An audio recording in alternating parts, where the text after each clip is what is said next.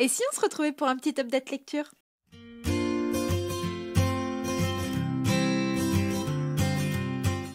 Hello mes petits érudits, c'est Johanna, bienvenue dans ma citadelle, je suis ravie de vous retrouver aujourd'hui pour un petit point lecture. Je vais vous parler des livres que j'ai lus en février, je vous ai parlé des 5 livres que j'ai lus début février. Maintenant je vais vous parler des 5 livres que j'ai lus sur la fin du mois. Il y a de la romance, de la romantaisie, enfin bref, j'ai hâte de tout vous dévoiler. Si vous aimez la romance et si vous avez lu Signer Love, notamment de Juliette et Claire Smith, n'hésitez pas à plonger dans Il était une fois mon premier baiser du même duo d'autrices. Alors, si vous n'avez pas lu Signer Love, c'est absolument pas du tout gênant. Vous pouvez lire cette saga sans aucun problème, c'est juste que là, vous allez y suivre les enfants de certains personnages de Signer Love. On va retrouver Aurora, qui est la fille de Hazel et Darrow. Aurora a toujours eu un petit crush sur Wolf, qui est le fils de leurs amis, si je peux dire ça comme ça. Et tous deux ont été assez fusionnels pendant de nombreuses années, mais ils s'étaient un peu perdus de vue quand Wolf avait déménagé, mais celui-ci va revenir. Il faut savoir que Wolf a été le premier baiser d'Aurora. Alors quand Wolf va revenir dans sa vie, Aurora aura quelques espoirs. Mais la vie de notre héroïne est loin d'être un conte de fées entre son vécu et des parents plus que protecteurs. Et notre jeune homme, lui, a eu une vie également assez compliquée par rapport à la célébrité, les attentes de son paternel, si je peux dire ça comme ça. Il est assez compliqué de vous faire un résumé de ce livre parce que je trouve que cette romance est emplie de mystères sous pas mal de choses. Cette romance est aussi dure, surtout le second tome. Je vais vous parler du premier et du second en essayant de ne pas vous donner trop de détails. Alors il faut savoir qu'on est dans une saga, ou plutôt une duologie, dont la psychologie des personnages est réellement bien traitée. Et je vous avoue que pour moi c'est quelque chose d'assez essentiel quand je lis dans ce genre littéraire. Ça vous envoûte, ça vous prend aux tripes parce que vous avez l'impression d'être dans la tête de ces personnages. Et je pense que la force de ce duo d'autrices, c'est que justement quand elles écrivent, il y en a une qui fait le protagoniste masculin et l'autre qui fait le protagoniste féminin. Et je pense que ça se ressent en termes de personnalité. On a une mise en page ici qui est absolument sublime. Je me dois de vous la montrer. Elle change en fonction du point de vue et ça vous en met plein les yeux. Les points narratifs, autant ça me dérange pas quand il n'y en a qu'un seul, autant ici le fait qu'il y en ait plusieurs, ça rajoute vraiment quelque chose. Parce qu'il faut savoir que Aurora, c'est une jeune femme assez particulière, hyper touchante, une lycéenne à une vie atypique au vu de l'histoire de ses parents. Vous aurez les détails dans cette histoire, mais si vous avez lu Signer Love, vous allez connaître ces détails bien avant de commencer cette histoire. Et Wolf, il est très chou, il est très touchant. Il a une sœur jumelle qu'on a énormément de mal à cerner. Il est aussi en plein dilemme par rapport à ses choix de vie, ses choix de carrière, les attentes que l'on a et aussi les sentiments qu'il a pour une certaine jeune femme. Elle aussi, elle a ce dilemme envers lui parce que ils ne peuvent pas s'aimer comme ils le voudraient. Je vous en dis pas plus. C'est assez compliqué, mais je trouve que la psychologie et les points de vue renforcent cela. Le roman, il a également énormément de potentiel dans la temporalité parce que vous allez avoir au tout début nos deux personnages qui sont jeunes jusqu'à ce qu'ils se retrouvent 8 ans après et donc on voit vraiment leur évolution. On voit également les thématiques qui vont se durcir en fonction de l'âge qu'ils ont et il y a énormément d'émotions. Croyez-moi, j'ai été assez brisée par ce récit. J'ai aussi énormément souri. Je me suis beaucoup posé de questions sur les personnages parce qu'on a une histoire vraiment envoûtante. Moi, le seul petit bémol que je trouve à ce récit, c'est qu'on ne voit pas assez de Hazel et Darrow parce que je l'ai adoré ces personnages dans Signer Love, donc j'aurais aimé les voir un peu plus dans Il était une fois, mais clairement, ils ne sont pas le sujet de l'histoire, donc voilà, c'était juste un petit souhait personnel. Ce premier tome, il a une fin qui est... Je ne peux pas vous dire comment elle est en fait. Mais croyez-moi, il faut avoir le second tome sous la main parce que vous allez être en PLS. Et moi, je ne l'avais pas en papier. Et donc, je l'ai prise en audio et je compte me procurer le papier quand je pourrai. Je vous mets donc la couverture de l'audio à côté de ma tête et cette fois-ci, le récit, il va énormément s'assombrir. Si on était sur un petit spicy moyen avec le premier opus, là on est sur un spicy, tous les piments allumés. Clairement, tous les piments ne sont pas au vert mais sont au rouge.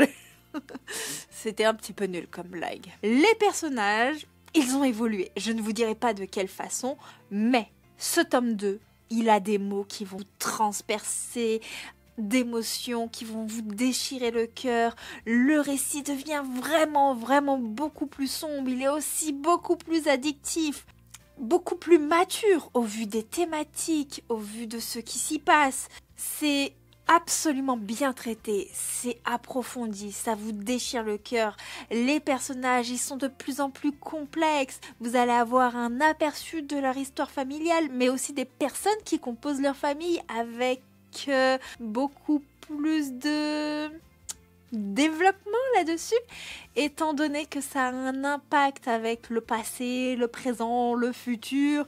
C'était dur, clairement c'était dur. Nos héros ne sont plus au lycée, ils sont à présent à la fac, ils sont à présent majeurs et donc vous devinerez que cela change tout dans le récit. Je vais volontairement rester vague parce que si je vous donne le pourquoi du comment par rapport à mes arguments, je vous spoile tout et ce n'est absolument pas le but. On ne veut pas spoiler par ici. Le récit toutefois, il a un peu plus de points faibles que le tome 1. Je pense que déjà, l'évolution de certains personnages, je ne vous dirai pas lesquels, ne va pas plaire à tout le monde. Moi, clairement, j'ai été déstabilisée et les sujets sont vraiment difficiles. Renseignez-vous sur les trigger warnings.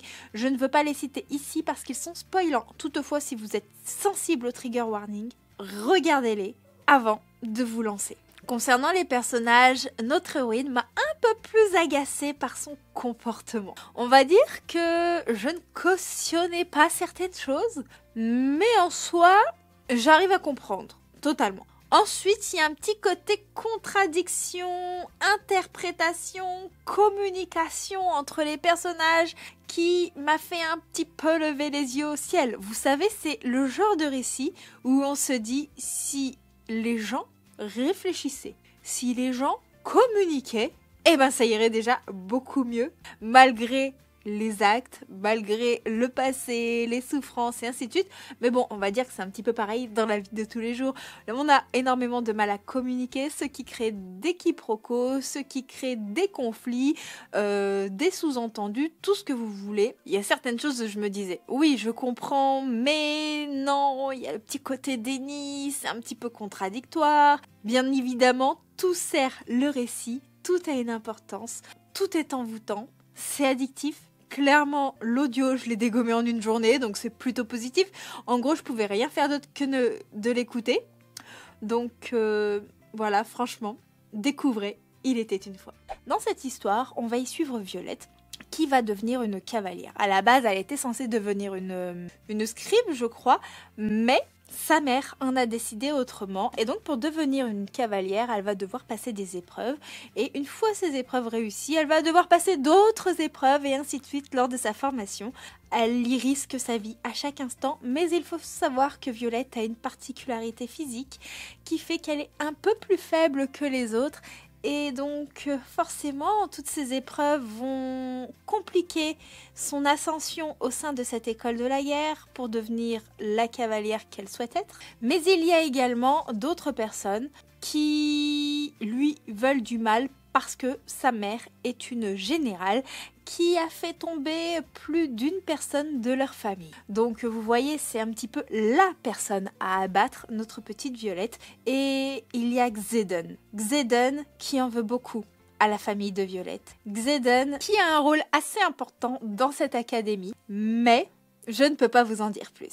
Ici, on est vraiment dans une histoire assez page-turner avec des dragons, des épreuves, de la romance, une thématique autour de la guerre, de l'académie, de l'Enemies to Lovers, enfin on s'en doute et c'est hyper présent et c'était vendu comme cela bien avant qu'on fonce dans cette lecture.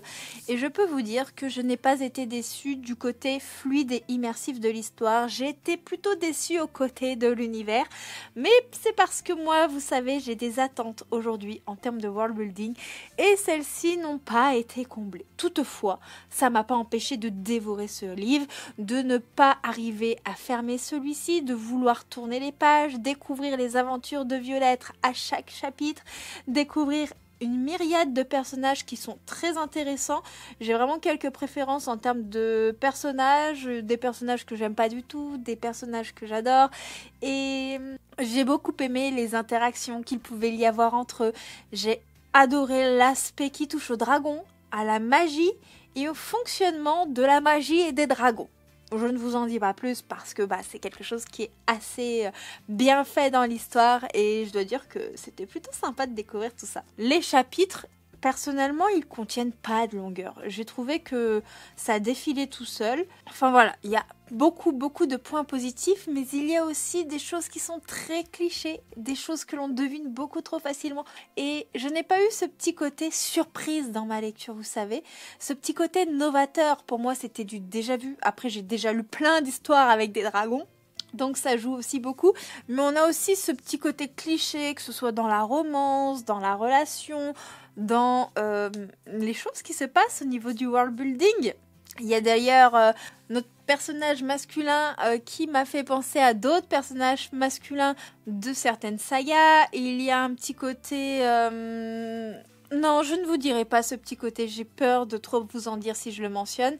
Mais il y a aussi un contexte sociopolitique qui tourne autour de cette école de la guerre et bien entendu autour de la formation de nos héros qui fait que on comprend pas pourquoi ils sont en guerre. Qu'est-ce qui est en lien avec cette guerre? Pourquoi il faut aller combattre? Pourquoi on nous dit qu'il y a des troupes qui sont en train de tomber? Pourquoi on s'entraîne? Ce sont des questions qui sont assez floues. Et si en soi je comprends parce qu'on suit tout ça des yeux de Violette, pour moi, c'est pas assez développé. C'est encore trop abstrait. Alors j'ai espoir que ce soit beaucoup plus développé dans le tome 2, mais j'en attends plus quand on est dans un univers de fantasy. J'ai besoin d'en avoir plus sur le contexte pour pouvoir être totalement sous le charme et pour pouvoir être totalement dans l'immersion et me faire des images mentales parce que moi, c'est comme ça que je fonctionne dans mes lectures. Après voilà, ça a été une très bonne lecture. Je lui ai mis un 4 étoiles. Il manque juste un petit peu de contexte au niveau sociopolitique et il aurait pu avoir les 5 étoiles. J'ai lu après ça une petite comédie romantique que j'ai reçue en service de presse de la part de chez Addictive, donc I Kissed Eden Cooper de Erin Graham et Kemelia. Et là, c'était quelque chose d'assez rafraîchissant, même si l'héroïne m'a un petit peu agacée, qu'on soit honnête. On va y suivre Eileen, une jeune fille qui est à la fac, mais on doit dire qu'elle en a un peu fait voir de toutes les couleurs à ses parents. Ceux-ci vont partir en vacances et ils vont dire écoute, toi, il faut absolument que tu arrives à réussir tes examens cette fois-ci, il faut que tu travailles, il faut que tu étudies. Et on ne veut pas te laisser seule à la maison après toutes les conneries que tu as pu faire. Donc, ils ont eu la bonne idée de dire à son grand frère, qui est en vacances et qui fait du football à l'étranger, en Angleterre, à Londres, de revenir à la maison, surveiller sa petite sœur, mais il ne va pas venir tout seul, il va venir avec Eden, son meilleur ami et coéquipier dans l'équipe. Ces deux-là ont toujours été des gros séducteurs, ils ont une grosse réputation là où ils vivent et donc ils ont toujours un peu fait fuir la jante masculine auprès de notre petite Eileen et donc forcément la pauvre, elle a jamais réussi à avoir vraiment une histoire à elle et à vivre pour elle parce que tout a toujours tourné autour de son grand frère et de Eden, qui était un petit peu le chaperon également d'Eileen. On touche pas à la petite sœur de mon frère. Et puis comme il vivait à moitié chez son meilleur ami, Eileen c'était un petit peu comme sa petite sœur également, voilà. Sauf qu'aujourd'hui, Eileen c'est devenue une femme. Ça fait quelques années que Eden il l'avait pas vue. Et quand Eileen elle se dit tiens, il me reste une soirée avant que mon frère et son crétin de meilleur ami arrivent, je vais faire la meilleure fête de ma vie, je vais pouvoir passer le cap avec mon copain. Mais non, ils vont venir foutre la fête par terre et la guerre va être déclarée parce qu'ils vont se faire des coups dans le dos de l'un et de l'autre, et la guéguerre est repartie. Eden va faire l'arbitre, sauf qu'Eden, c'est un arbitre plus trop impartial avec le temps. Il a vu que Elin était devenue une belle jeune femme, qu'elle n'était plus la petite fille qu'il avait connue, et il a un petit peu du mal à la voir comme sa petite sœur par procuration, si on peut dire ça comme ça. Donc franchement c'était frais, c'était divertissant. On avait des choses un petit peu abracadabrantesques au sein de l'histoire et forcément c'est ce qui est assez commun à toutes les comédies romantiques et c'est ça qui fait qu'on passe un bon moment et que l'histoire est d'autant plus fraîche. La romance, elle est remplie de tension, elle est remplie de piquant à travers ses dialogues, mais aussi à travers les actes. Attention, on a un spicy assez léger malgré que notre héroïne parle assez souvent de cucu. On peut dire que la sexualité c'est pas le sujet principal non plus de l'histoire. J'avais mis un piment sur 3 donc franchement ça va. J'ai adoré personnellement tout ce qui touche au lien qui unit les personnages parce qu'on voit vraiment l'évolution de celui-ci. On voit que entre Elin et Eden il y a des années qui les lient avec une certaine forme d'amitié jusqu'au moment où ça devient plus que ça, où il y a l'attirance qui prend le pas. On a les joutes verbales qui m'ont beaucoup fait rire et on a des scènes qui sont mais complètement barrées. Voilà, j'ai rien d'autre à dire, c'était complètement barré, j'en ai beaucoup rigolé. On a des phrases avec des dialogues qui m'ont tué. C'est là où je vous dis, en fait, il n'y a pas forcément de spicy dans Light, mais il y en a dans les paroles. Il y a une petite phrase entre Elin et ses copines qui m'a fait beaucoup rire, c'est « Je préfère être snob de la culotte que généreuse de la cuisse ». Il y a une petite insulte assez sympa que je ne vais pas dire là sur YouTube. Nous ne sommes pas généreuses de la cuisse, mais bienveillantes du vagin et partageuses du minou, ajoute Marie en éclatant de rire. Voilà, il y a beaucoup de petites phrases un petit peu cocasses comme ça. C'est assez drôle, voilà.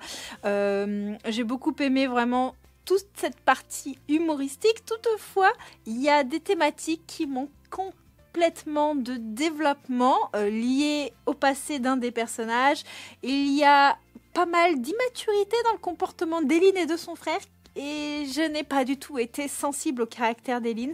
Elle m'a un petit peu fait grincer des dents à plus d'un moment et le comportement surprotecteur du frère de l'héroïne, je l'ai trouvé un petit peu trop. Voilà, ça justifiait pas autant de protection malgré qu'il soit son grand frère et tout ça. Bref, c'est une comédie romantique assez divertissante qui m'a quand même fait passer un bon moment. Je vais pas forcément terminer avec la note la plus joyeuse parce que j'ai lu Tes notes pourpres de Angel Arkin qui est une dark romance vraiment très très sombre. On va y suivre Souline, une jeune femme qui depuis sa tendre enfance est bercée par la musique et c'est devenue une grande violoniste de talent. Et elle va tomber éperdument amoureuse de Evie lors de leur enfance. Ils ont tous les deux grandi à Fersac. Ils ont été dans une école où il y a des enfants qui viennent de parents, mais d'autres qui sont orphelins et qui sont élevés par des prêtres. C'est vraiment une école un peu religieuse. Et c'est une école où ils ont vécu des choses très très difficiles, où il y a énormément eu de déviance. Notre petite Souline, elle a réussi à partir de cette école, étant donné que elle avait encore un de ses parents qui était présent. Mais Evie, lui, y est resté et a vécu les pires atrocités. On va se retrouver 15 ans plus tard. Lors d'un concours de circonstances, Souline, elle va retrouver Evie, pas trop loin de là où ils ont vécu. Elle y venait pour des vacances et lui y enseigne le ski. Sauf que si elle espère pouvoir se refaire une place dans la vie du jeune homme, celui-ci est sombre, celui-ci est foudroyé par de lourds souvenirs. On est dans une dark romance sous fond de musique avec énormément de secrets. On a tout ce qui touche à la vengeance, à la maltraitance, tout ça lié avec une enfance très difficile, des flashbacks qui vont vous tordre l'estomac. Donc franchement, si vous êtes très sensible et si vous n'avez pas l'habitude de lire du dark, ne vous dirigez pas vers cette dark romance. Toutefois, si vous aimez les choses assez sombres, vous pouvez y aller les yeux fermés. La plume de Angel Arkin, elle est exquise. C'est une histoire qui va vous retourner les tripes. Moi, j'étais vraiment pas bien. Il y a une ambiance sombre présente vraiment tout du long, pesante, angoissante. Vous avez la musique qui se fait ressentir tout au long du récit, même si vous l'entendez pas, elle a une place vraiment très importante et vous avez l'impression d'être dans une symphonie quand vous avez le récit sous vos yeux. On a l'impression que la musique elle avance, que les choses s'assombrissent au rythme des accords. Vous allez avoir des personnages qui vont vous toucher, qui vont s'insinuer au plus profond de votre âme, des personnages avec une psychologie hyper développée parce que vous allez avoir vraiment un espèce de calque qui va se faire entre le présent et le passé, qui va se superposer et l'ensemble ça va vous tordre les boyaux. J'ai été vraiment bouleversée, j'ai ressenti tellement mais tellement d'émotions. La plume elle va mettre en avant mais avec beaucoup trop de perfection les atrocités qu'ont pu vivre nos héros. Et clairement, j'ai eu le sang glacé à plus d'une reprise. J'ai été vraiment pas bien lors de cette lecture et pourtant la plume est incroyable. Mais le sujet, comme je vous l'ai dit, il est hyper difficile. Et notre autrice, elle a vraiment un don pour mettre ça en avant. Toutefois, j'ai été assez gênée par la fin. Pour moi, si tout était parfait en termes d'écriture, la fin m'a paru un chouïa trop rapide. J'ai aussi ressenti une ou deux longueurs au milieu du récit. Voilà, mais dans tous les cas, c'est une histoire qui m'a fait rager. Au vu de leur vécu, vous ne pouvez pas faire autrement que de rager. J'ai eu l'estomac retourné. J'ai été chamboulée dans un tourbillon émotionnel et clairement, ce livre ne m'a pas laissé insensible. Voilà, ce sera tout pour cette vidéo. J'espère qu'elle vous aura plu. En tout cas, moi, j'ai pris beaucoup de plaisir à vous la tourner comme d'habitude et à vous parler de mes lectures. N'hésitez pas à me dire si vous avez lu un des livres que j'ai mentionnés, si vous les avez aimés ou pas. Et si vous êtes arrivé jusque-là, n'hésitez pas à me mettre des notes de musique en commentaire. Moi, je vous fais plein de bisous et on se retrouve très vite pour une prochaine vidéo. Ciao, ciao!